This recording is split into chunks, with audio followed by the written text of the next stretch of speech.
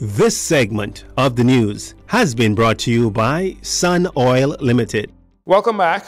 As chairman of the CARICOM, Prime Minister Philip Davis is attending the 7th Summit of Heads of State and Government of the Community of Latin America and the Caribbean, and that's CELAC. This is in Argentina. A statement issued by the Office of the Prime Minister on Sunday evening notes that the summit focus this year includes safety and security in the region, climate change, and the crisis in Haiti. Also, while in Argentina, Prime Minister Davis will meet with key stakeholders in the nation's maritime sector. He is joined by Housing and Transport Minister Jobeth Kobe Davis and executives from the Bahamas Maritime Authority.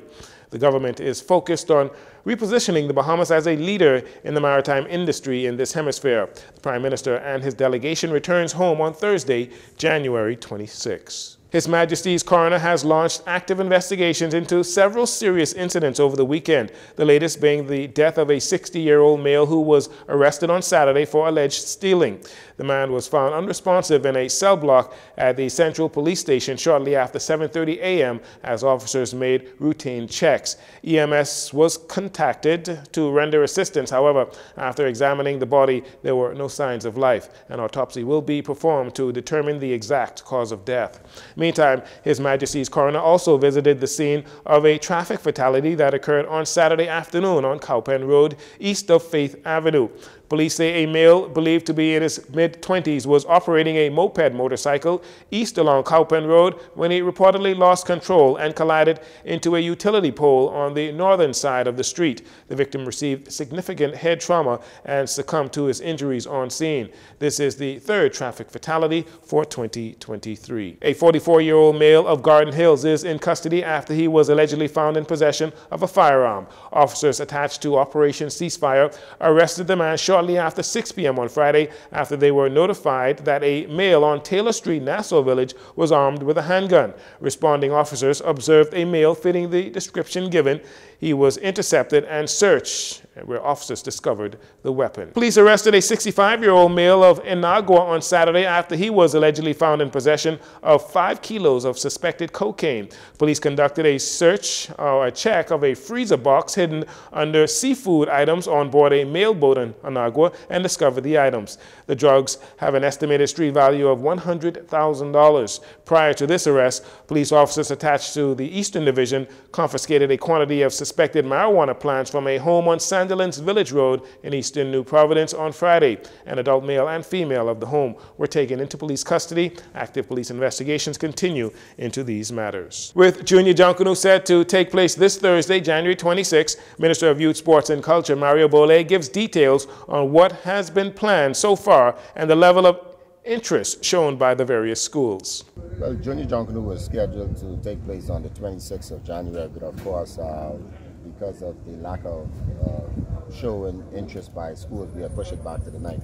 So far, we have 3 preschool, 1 primary school, 2 junior schools, and 4 senior schools who are showing interest in participating, and we're hoping that we can get more schools. But it is set for February 8th at 6 p.m.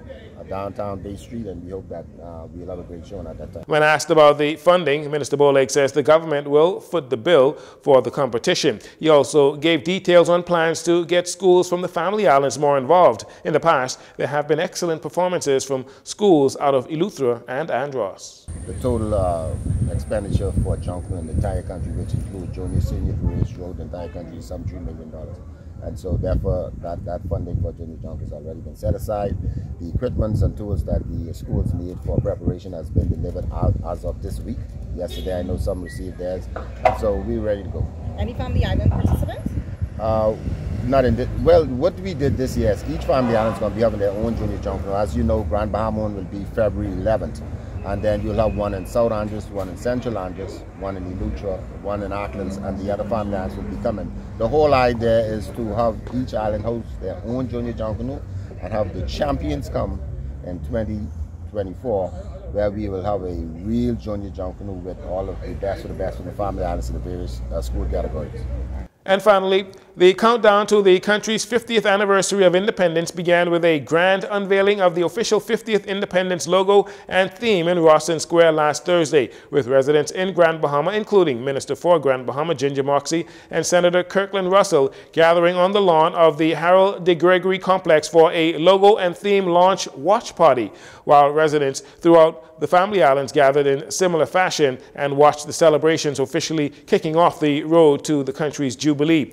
You are looking at scenes from the Grand Bahama Watch Party. The theme for the 50th Independence Anniversary is One Nation, Our Legacy, Our Future. Prime Minister Philip Davis is encouraging all Bahamians to make 2023 a year to remember by pledging to participate in at least one activity planned for the 50th celebrations and committing to making the community stronger.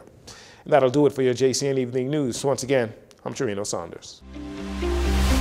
This segment of the news has been brought to you by Sun Oil Limited.